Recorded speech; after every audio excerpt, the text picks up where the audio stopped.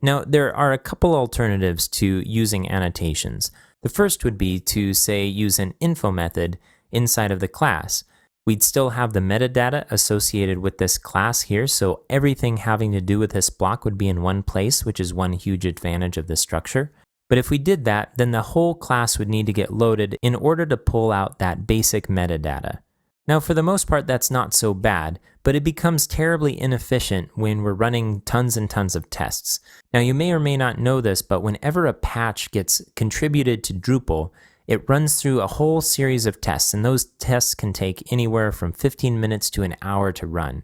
There are so many of them, and they perform a whole bunch of tasks that humans don't have to do, so it saves us a huge amount of time. But if you imagine that patches are being posted all of the time for Drupal, any inefficiencies in the way that the tests run makes a huge difference in the speed at which Drupal can progress as an application.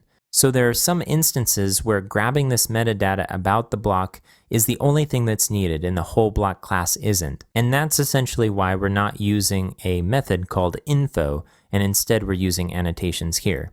Now the second alternative, which you might have thought of already, is using a YAML file. After all, we're using YAML files for all sorts of configuration and metadata already.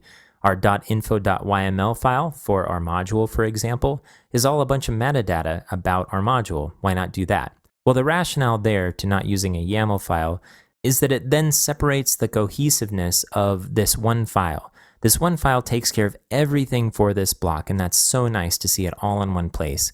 If we separate it out into a YAML file and then our block class, then we have two files for every block that we have, and Drupal can have a huge number of blocks. So, annotations are not necessarily the best possible scenario we could think of, but it's the best thing we have available right now.